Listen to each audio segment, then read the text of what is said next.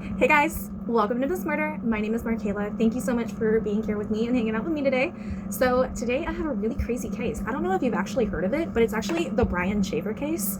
So if you don't know what that is, it's cool because we're gonna go over it together. All right, so Brian Shaffer was a 27-year-old student, okay, that walks in a bar in Ohio and vanishes. Like he was never seen leaving the bar, okay? How do you not see a humongous guy, 6'3", 158-pound dude or whatever, not walk out the door? That doesn't make any sense. So we're gonna go over it together. So Brian was a 27-year-old medical student from Ohio State University, and he already had earned a degree in microbiology, and he was in his second year of med school. By all accounts, Brian was intelligent. He was social. He was well liked. He was one of the popular guys. He had a girlfriend, Alexis Wagner, who was also in medical school, and they both had plans to fly to Miami together that Monday. Okay, so it's Friday night, and then that Monday they were gonna get on a plane and they were gonna go to Miami. But Brian wasn't just focused on being a doctor. Nope, he wanted to be a musician. He even wrote on MySpace. Okay, so if you're like, what is MySpace? Okay, first off, ew. That makes me feel old. So MySpace back in the day was like Facebook, but more awesome, okay? Because you got to learn how to code and you got to do your little background things. I'm pretty sure mine was hot pink and I had falling skulls. So 2005, okay? Snooki and JWoww on crack. It was the best thing ever. I'm pretty sure it was zebra with skulls and the cheetah print, I think. I don't even know, okay? And I'm pretty sure there was a van sticker or something on there. I don't even know. But MySpace was awesome, okay? Especially especially when you were mad at your best friend, and then the only way that they found out that you were mad at them because you took them off your top 10. Do you want to know how I know? Okay, it's from experience. No judgment, okay? I grew up mostly. So they would also call him a laid-back dreamer. While he was dedicated as a second-year medical student, friends recalled his passion was always going to be music. He loved the band Pearl Jam and even had a Stickman logo tattooed on his bicep. And he often spoke of starting a band Jimmy Buffett style on a tropical island. That sounds awesome. So we already see someone who may just be living between two different paths in life, which is fine. Everybody has their own path. Everybody can make their own path. Everybody can do whatever they want to do. So the night that Brian disappeared, he started off completely normal. He had dinner with his father, Randy Shaffer, at Outback Steakhouse. His brother Derek and Derek's wife Maureen, they were supposed to join them, but they had a show at the Funny Bone Comedy Club, and so they ended up going home instead because it ran late and they didn't want to be out, and so they just decided to go home. Around 10 p.m., Brian called his girlfriend, Alexis. She was actually in Toledo visiting her family before they actually left for Miami. Nothing about the call seemed unusual. And later that night, Brian went out with his friend Clance Florence. Went bar hopping and stopping at places at Short North Tavern and Brothers Bar, taking shots at each stop. At some point, they met up with their friend, Meredith Reed. So Meredith drove them back to the Ugly Tuna Saluna for more drinks. At 1:15 a.m. on surveillance cameras, captured Brent, Clint, and Meredith riding up that escalator into the bar. Inside the bar, Brian and Clint began to talk to two women, which was Amber Rewick and Brighton Itoke. At some point, Brian started flirting with Brighton, and he was even seen kissing her neck.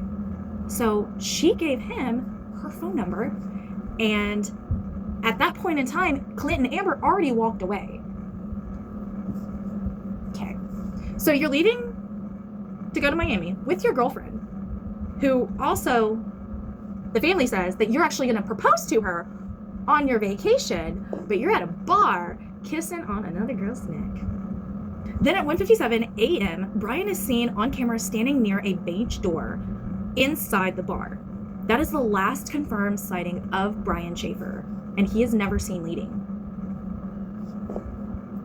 At first, his friends weren't alarmed. Brian was also known to wander off, and they assumed that he actually gone home because he only lived 4 blocks away. But he never made it home. And then he missed his flight to Miami. And that's when things became clear that something was completely wrong. Something was wrong, and they needed to find him. The police launched an investigation and reviewed all surveillance footage from the bar that night. They accounted for every single person who entered the bar and every single person who exited the bar on every single security camera covering each door, except for Brian. There was no footage of him actually exiting through the main entrance and no confirmed footage of him leaving through any other exit. His phone, his wallet, and his personal belongings were never even used again. It was like if he vanished into thin air. Brian's girlfriend, Alexis, searched tirelessly for him. This girl, she posted flyers all over the city, searched dumpsters, sewers, and called his phone every single day. And at one point, his phone rang. She said later, "It was one of the best sounds I have ever heard, even if no one picked up." However, the phone company stated that it could have been a system glitch. Police also received a ping from Brian's phone 14 miles away in Hilliard, Ohio. But that lead led nowhere. Brian's father even consulted a psychic who claimed that Brian was near water. That led the family to search along the river, but nothing was ever found. There was also a strange moment involving the band Pearl Jam, and I'm gonna show this clip. It was kind of weird for me, but just reading the missing persons flyers when Brian's name was read, the phrasing seemed oddly detached, and it's unsettling because he was like, here's this guy that's like kinda missing. Watch it. This last April, a young man named Brian Shaffer kind of went missing. He looks like he's in his 20s. He's 6'2", real handsome guy, and he's got a Pearl Jam tattoo on his upper right arm. And he's going to med school. You may have heard about this already. If you have, I apologize, but I don't think it would do any harm to bring it again to everybody's attention. If you look into this, it's out there.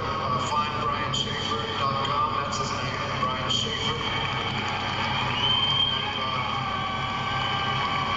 It feels like he's one of our own. And if you have any information, there is a reward, but you can also remain anonymous by calling Crime Stoppers Ohio. There's information on NBC4, and like I said, he's one of us, and we miss him here tonight, and hopefully we can have a happy ending to this. If you have any information or idea. Was that weird to you? Because that was super weird to me. Like, really weird. Maybe it was just me. I don't know. Theories. The theories. Okay, so I actually posted on Reddit, and I gave them like a kind of like what do you think happened type thing on Reddit. I got so many freaking replies. So we're gonna go through them. There are several theories about what happened to Brian Shaffer. One of them being suicide. 3 weeks before his disappearance, Brian's mother died from a rare cancer, and he was reportedly struggling with this. He arrived late to her funeral and told Alexis to move on and find someone else. Some believe grief may have pushed him to take his own life, but nobody ever found his body. Or he could have started a new life. Brian received $20,000 from his mother's life insurance. Some believe that he may have used that money to disappear intentionally and start a new life. His brother Derek stated that Brian had a history of making extreme life changes, and after a DUI in 1999, Brian completely changed his lifestyle, stopped drinking, and began intense workouts, which suggests that he was capable of dramatic shifts in behavior because he went from one thing to another. So I can see how that happens. Do I think he just ran away though? I don't know. Possibly. At the time, the area around the Ugly Tuna Saloon was under construction. Some believe that Brian may have slipped out through an unmonitored exit or the construction area, avoiding the cameras. However, there is actually no proof that happened.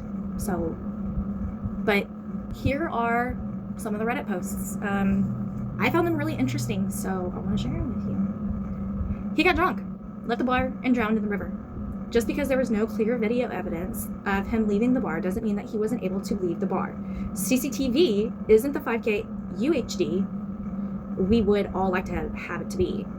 Leaving his wallet, phone, and keys is more proof that it was non-malicious act. A shady perpetrator could have easily taken those and disposed of where they would have disposed of the body, which is more of an unresolved mystery than it is a true crime discussion. Interesting. Someone else said, I've been in that bar several times before it closed, and I absolutely think they didn't catch him on camera leaving. I don't think it had to be through the back entrance. There were several doors leading out the same front entrance that could easily obstruct view if held open. They also had several levels of the bar. After leaving, I don't know, but I don't think it had to do with being secretly removed. It was such a busy area.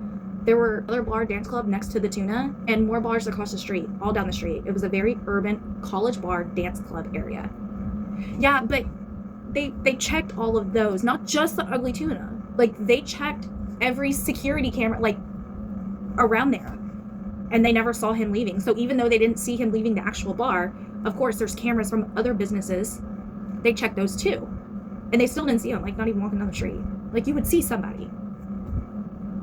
Another one is, of course, foul play. Others believe that Brian may have been a victim. Whether inside or outside the bar, someone could have harmed him and disposed of his body without being seen. I like this one. I mean, I don't think this is what happened, but I think it's kind of, it kind of like makes you wonder. A smiley face killer theory, which involves young men disappearing after nights out of drinking. The smiley face killer is a controversial true crime theory suggesting that a highly organized group of serial killers is responsible for the deaths of dozens of college-aged men across the Midwestern to the northeastern United States. The theory? Former NYPD detectives shows that the deaths are not just accidental drownings, but rather orchestrated homicides. They believe killers drug their victims, often with GHB, at bars, abduct and torture them, and then dispose of their bodies in the order to destroy evidence. The symbol? The names from the smiley face graffiti are found near the locations where at least dozens of bodies were recovered.